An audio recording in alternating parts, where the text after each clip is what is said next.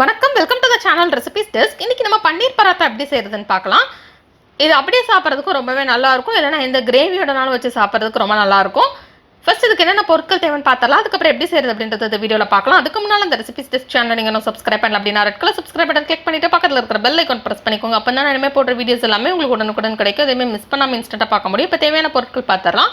3 cup மைதா இல்லைனா கோதுமை மாவு, 200 கிராம் பன்னீர், கருவேப்பிலை கொஞ்சம், 2 பச்சை மிளகாய், 1 டேபிள் ஸ்பூன் இஞ்சி பூண்டு விழுது, 1 டேபிள் ஸ்பூன் வத்தல் தூள், 1/2 டீஸ்பூன் மஞ்சள் தூள், 1/2 டீஸ்பூன் கரம் மசாலா, ஒரு பெரிய வெங்காயம், மல்லி இலை கொஞ்சம். ஃபஸ்ட்டு நம்ம மாவு எடுத்துக்கலாம். நீங்கள் இதுக்கு கோதுமை மாவுனாலும் யூஸ் பண்ணலாம், இல்லை மைதா மாவுனாலும் யூஸ் பண்ணலாம். எந்த டேஸ்ட் உங்களுக்கு பிடிக்குமோ நீங்கள் அதை யூஸ் பண்ணிக்கிடலாம். இப்போ அதில் தேவையான அளவு உப்பு சேர்த்துடலாம். உப்பு சேர்த்துட்டு கொஞ்சமாக தண்ணி சேர்த்து நம்ம சப்பாத்திக்கு மாவு உருட்டுற மாதிரி இதை உருட்டிடலாம்.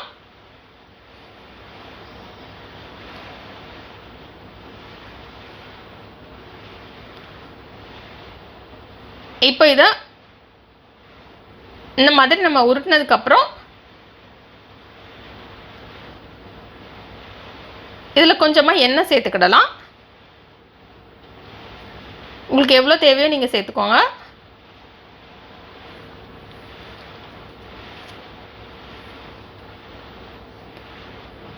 இப்போ நம்ம திருப்பியும் இந்த மாதிரி நம்ம பிசைஞ்சு எடுத்துடலாம். நான் இதில் 4 டீஸ்பூன் எண்ணெய் சேர்த்துருக்கேன்.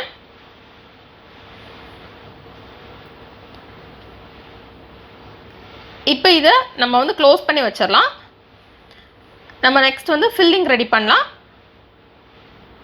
அதுக்கப்புறம் நம்ம வந்து செய்ய ஆரம்பிக்கலாம். அதுக்குள்ளே இது லைட்டாக ஊறிடும்.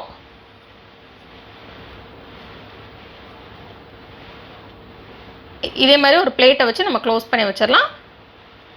இப்போ பன்னீரை வந்து நம்ம இந்த மாதிரி துருவி எடுத்துக்கலாம். நம்ம நார்மலாக கேரட்லாம் துருவோம்ல, அதை வச்சே நம்ம துருவிடலாம். துருவின பன்னீர் கூட நம்ம வச்சுருந்த அந்த ஒரு பெரிய வெங்காயத்தை நல்லா சின்ன சின்ன துண்டாக நறுக்கி சேர்த்துக்கிடலாம்.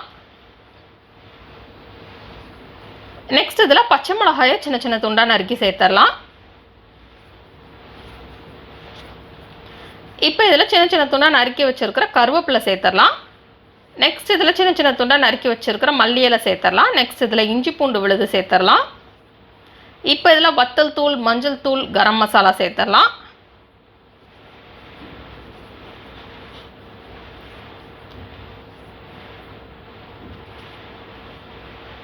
நெக்ஸ்ட்டு நம்ம தேவையான அளவு உப்பு சேர்த்துடலாம். நம்ம ஆல்ரெடி மாவுக்கும் உப்பு சேர்த்துருக்கோம், அதனால் இதுக்கு மட்டும் தேவையான அளவு உப்பு சேர்த்தா போதும். இப்போ இதை நல்லா மிக்ஸ் பண்ணிடலாம்.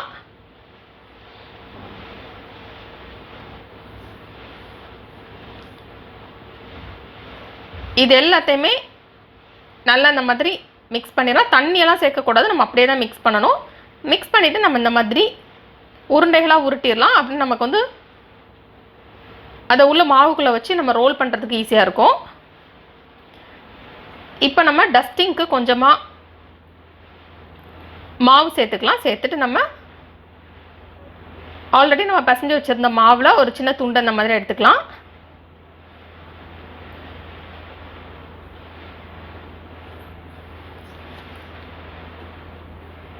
இப்போ இதை லேசாக விரிச்சுக்கலாம். விரிச்சிட்டு நெக்ஸ்ட் நம்ம அதை ஃபில்லிங்கை உள்ளே வச்சிடலாம்.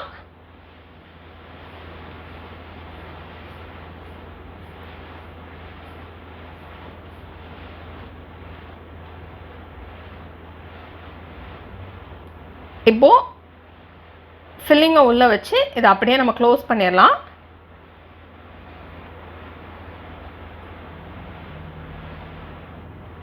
இந்த மாதிரி நம்ம உருண்டைகளாக உருட்டி வச்சிட்டோன்னா உள்ளே வந்து வைக்கிறதுக்கு ஈஸியாக இருக்கும்.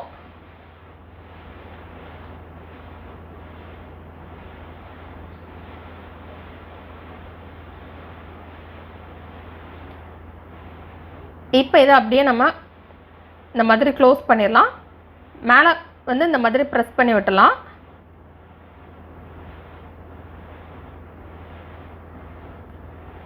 மேலே நிறைய எக்ஸ்ட்ராவாக இருந்தது அப்படின்னா அதை நம்ம தனியாக எடுத்து நெக்ஸ்ட் நம்ம எடுக்கிற மாவோட இதை சேர்த்தே நம்ம யூஸ் பண்ணிக்கலாம். இப்போ இந்த மாதிரி நம்ம மேலெல்லாம் க்ளோஸ் பண்ணதுக்கப்புறம் நம்ம இப்போ திருப்பி இந்த மாதிரி லேசாக கையை வச்சு ப்ரெஸ் பண்ணி விட்டுட்டு அதுக்கப்புறம் நம்ம விரிக்க ஆரம்பிச்சிடலாம்.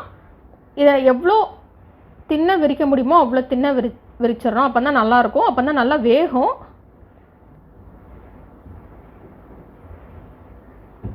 ரொம்ப நம்ம வந்து திக்காக விரிச்சிட்டோம் அப்படின்னா நமக்கு வந்து வேகாது, அந்த டேஸ்ட் நல்லா இருக்காது.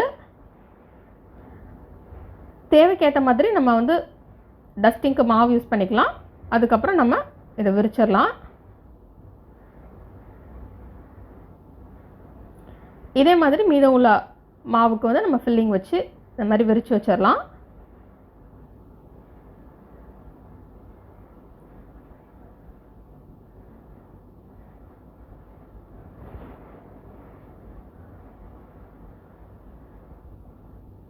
அந்த ஃபில்லிங் வெளியே வராத அளவுக்கு நம்ம பார்த்து விரிச்சுக்கலாம்.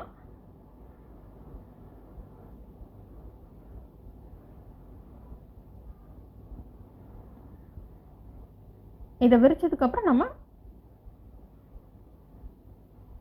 சப்பாத்தி நம்ம சுடுற மாதிரி இதை வந்து சுட்டு எடுத்துடலாம்.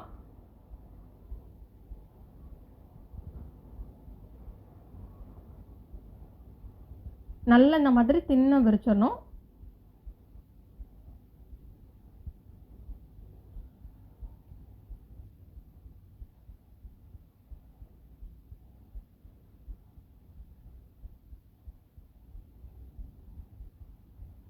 இப்போ இது நல்லா சூடாக இருக்கிற தவாவில் நம்ம வந்து இதுக்கு நீங்கள் எண்ணெய்னாலும் சேர்த்துக்கிடலாம், இல்லை நெய்னாலும் சேர்த்துக்கிடலாம்.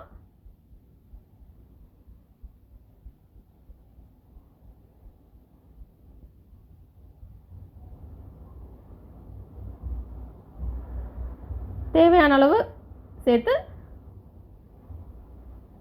2 சைடுமே நல்லா வேகணும். அது வரைக்கும் நம்ம இதை திருப்பி திருப்பி போட்டுக்கலாம்.